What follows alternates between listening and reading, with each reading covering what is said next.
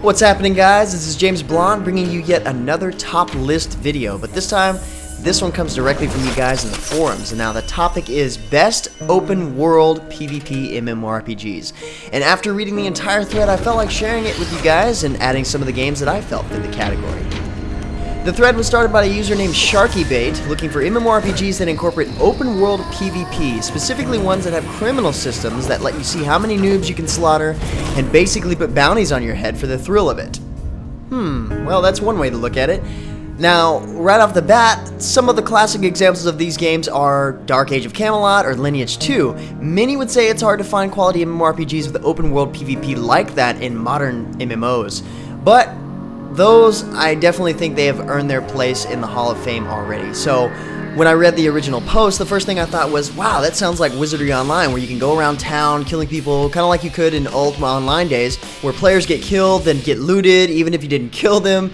But if you do kill players, then you get labeled as a criminal and can be attacked from anyone without any consequences to them. And the more you kill, the worse of a criminal you become, making your chance of survival in towns, at least, slim at best. But I'm not saying that Wizardry Online is the best game in the world by all means, but I could see it being fun to play specifically for that reason. In a game with permadeath, I can imagine that could be fun as well as pretty rough. And then that reminded me of a game that's set up very similar, Mortal Online. There are a lot of MMORPG players that swear by this game, and probably many more that swear at this game. But I get it, It was mentioned by a lot of users in this thread. It's a first-person sandbox, open-world MMORPG with permadeath like Ultima Online and Wizardry, except you can make things like clothes and weapons out of the flesh and bones of the noobs you kill. I get it. It's a thrill. With Mortal Online, Apocaruff says it best on the thread, and I quote, "It's a pretty great experience if you don't mind a bit of hardcore playing. This is a game where hard work can pay off, and when you die, you feel it, because everything you had is dropped on the ground for anyone to grab. You're not safe anywhere, not even in towns if the person killing you is smart and nimble enough." Now, on the other hand, the game doesn't have to be brutal and have permadeath to be considered hardcore. If you really want to talk hardcore, take a look at Perfect World. It has some of the most expensive gear upgrading of nearly any MMO around today. And with that being said, any red name player that doesn't have safety lock or a cash shop doll on their person has a chance to drop one of these said pieces of gear. And I'm not talking $10 pieces of gear, I'm talking about some of the most hardcore players' characters are geared upwards of $5,000. That's crazy, but then again, most people won't get themselves in that position, but the threat is there. Another one is Age of Wushu, or well, let's say Age of Wulin for good measure. Either way, we're talking about open world PvP. The crime system in the game is interesting in that you kill players. It may give you a lot of reward depending on the player, but killing them without legitimate cause adds infamy, and it increases in levels depending on how bad you are. From this point, you do have to worry about bounties and incentive for other players to hunt you down. But also, if they do manage to find you and several others, they can apply to be a constable, making it their rewarded job to hunt down criminals. Otherwise, they may just put you in prison or on death row, depending on how much infamy you've managed to rack up. So you might be logging in just to sit in prison to do your time and clear your name. Like I said, it's an interesting system, but it's not for everyone. Not all the games with great open world PvP have criminal systems either. In the thread, a user named Queen Vu mentions Aion as a game that fits the category, and a lot of people actually really like Aion's open world PvP. And a user named Kogagi is right, and I quote, "I actually enjoyed Aion's open world PvP a lot with my friends back in the day. Even though it was a Zerg fest, you can still really contribute to your party members, even when your gear isn't top notch."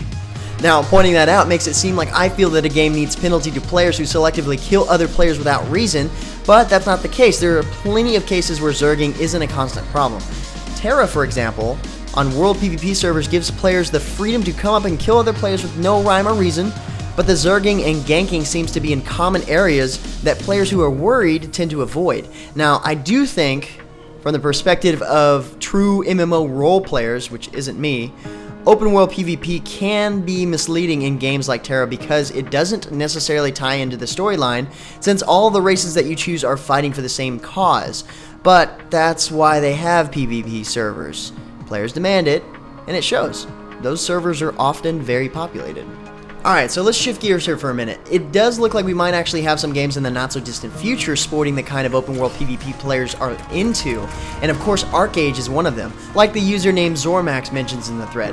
In ArcheAge, players can attack another player if they wish, and can also steal crops that the player they killed raised. So it's got a little bit of a hardcore element to it, and since it's a sandbox MMORPG, I think that can actually be really fun. But similar to Age of Wushu or Wulin, there is a trial and jail system. The players who kill another player will be put on trial by other players and be judged whether or not the activity was reasonable or not. But that's really all we know about it, and hopefully the developers will have an overall good system that appeals to the majority of players' interests. Another one to look forward to is, of course, Wildstar. It's already been announced that the game will feature both organized battleground style PvP and open world PvP. The server will determine what that means to you.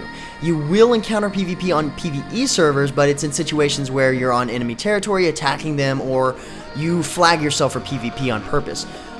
On the PvP servers, you won't have to worry about getting attacked at early levels, but later on, your only safe zone will be random sanctuaries. And if you do plan to gank other players, you get XP, which will help you in the leveling process, which is great and all. But once again, hopefully there aren't 200,000 assassins out there looking to farm XP off of noobs, and if there are, what systems will be put in effect to help regulate that? And that leaves me with a couple of questions for you guys. What type of PvP setups work best?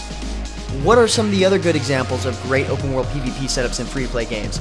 I agree with the user from the thread named Powster. The Path of Exile Cutthroat League will be pretty epic when it rolls around for good.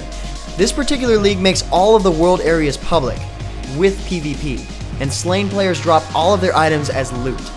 Now I can't imagine playing that league combined with hardcore, but then again it's all based around what you like. Anyway guys, great topic in the thread, and hopefully you like this video. I posted a link to the original thread in the description below so you can get more community shared info about the best open world PvP games out there. There are plenty more I didn't get to mention. Until next time guys, that's going to be it for me. I'm James Blonde. See you out there gamers.